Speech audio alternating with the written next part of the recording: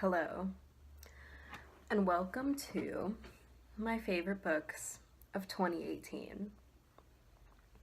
So, these are in no particular order.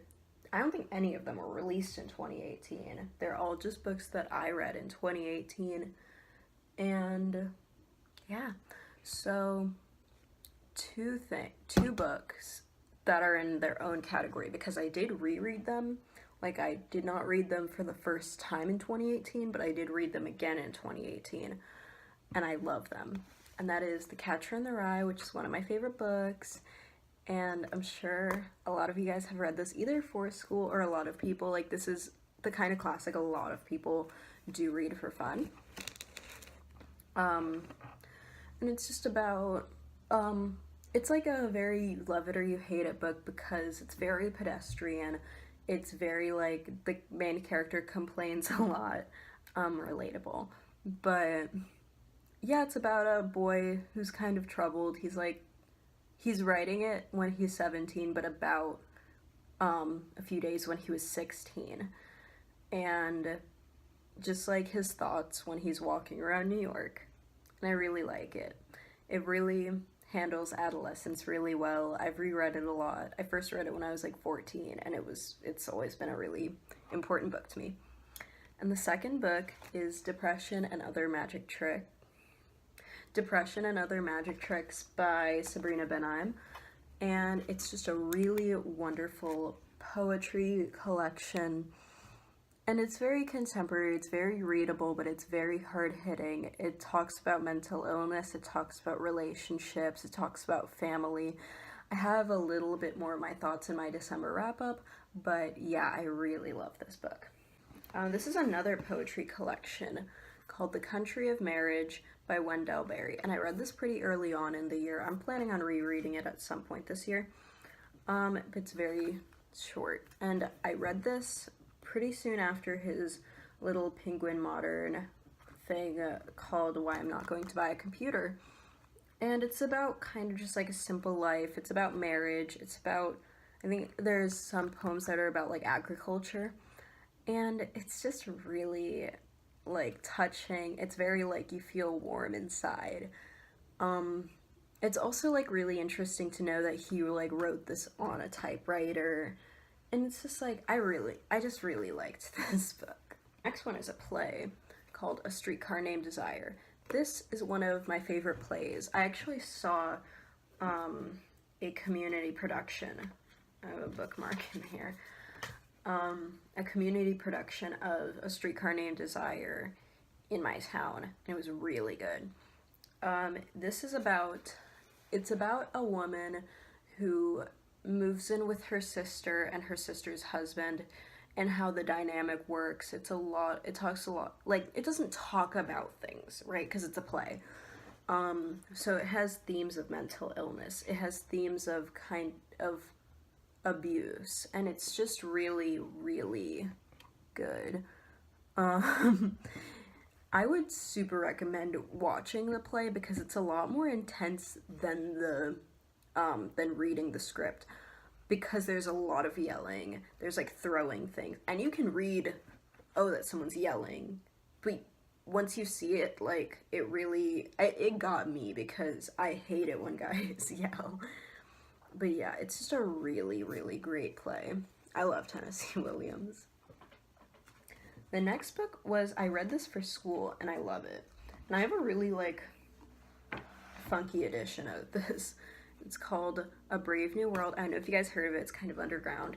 But, yeah, A Brave New World, it's set in the future where kind of eugenics is just super popularized, right? So test tube babies are just like, it's very, very, very, very rare for people to like actually have kids. Like, it's very taboo to actually have kids in like the natural way. It's about technology, and it's about kind of why being human is important, and why it's about like instinct and how much we can do to progress, but we're still human on the inside. And it's also about So there's the general society that's like this, but then there are like reservations for people that like totally don't want to do that kind of stuff. And it's about the kind of joining of some people in those communities. I really liked it. The next book is Gratitude. Don't you fucking hate when this happens, but it's Gratitude by Oliver Sacks. It's an essay. It's a couple essays, but it's very short.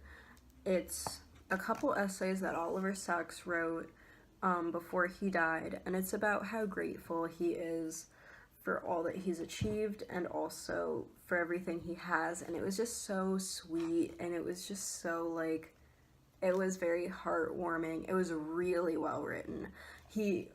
One of his more popular books is called The Man Who Mistook His Wife for a Hat, and it's like, I'm pretty sure he was like a neurologist, but he was also really big into writing, so I loved that book.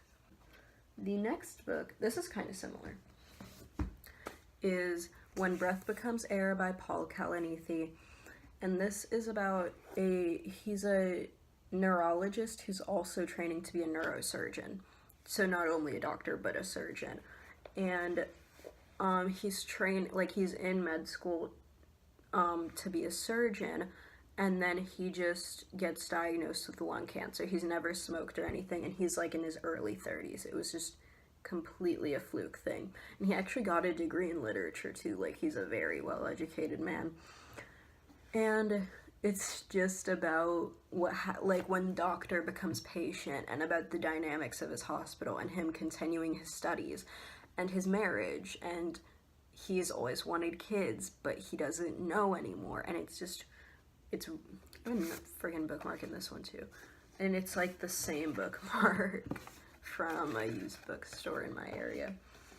But yeah, it's a memoir. It's really, really beautiful. It's incredibly well written, and it's just very sad, but it just makes you think a lot. The next book is Exit West by Mohsen. I have to keep like, because of this, by Mohsen Hamid. It's set in a country that, in my opinion, is like heavily influenced by like Iran. So it's set in a country that's at least similar to that country. It's about kind of living in a war-torn place, and then all of a sudden in this world, it's like a lot of magical realism. There are these doors that you walk through the door and they take you to a new country. And it's not just one door, it's a lot of them. And it's not just in one country, it's in very many countries. And it's kind of about this globalization. It's about how to regulate these things. It's about a new kind of refugee. And then it's also about a budding relationship that happens between the main character. I think it's split perspective between the two of them. So, yeah. I mean, the way that the synopsis sounds, it makes it sound super romance heavy, but I don't think it is. The next book I read, I did not read these in chronological order, but the next book I'm going to talk about is What We Lose by Zinzi Clemens. This has really mixed reviews, and I really love it. About a lot of things. It's about a light-skinned woman. She's like half white, half black South African, and it's about how she deals with being wealthy and visiting her family in South Africa, and being light-skinned and what that means in relation when she has other friends who are darker skinned than her. It's about relationships, it's about motherhood, it's about a lot of things, and it's really disjointed, which I think I like that about it. I don't like that about every book, but I think this book pulls it off really well. A lot of people don't think that, which is fair. But it really touched me. And maybe because like I have some personal experience with those topics, but like it just really got me, and I think it hit me at the time in my life that it would. Oh my god. So I think this is my favorite book of 2018. Little Fires Everywhere by Celeste Ng. that. This book, it's about art, it's about friendship, it's about adolescence, it's about family. It's about family. It's so beautiful. It's so well written. It's so incredible. And it's just like that, this book really got me. It's about this family who moves in to a new town. And it's a family, but it's just a mother and her daughter who move into a new town. And they live in this like duplex that another family owns, so they have to pay rent. And it's about them like the relationship between these two families. And it's about a lot of stuff. But I love it. Okay guys, those were my favorite books of 2018. Let me know yours, and I'll catch you guys later.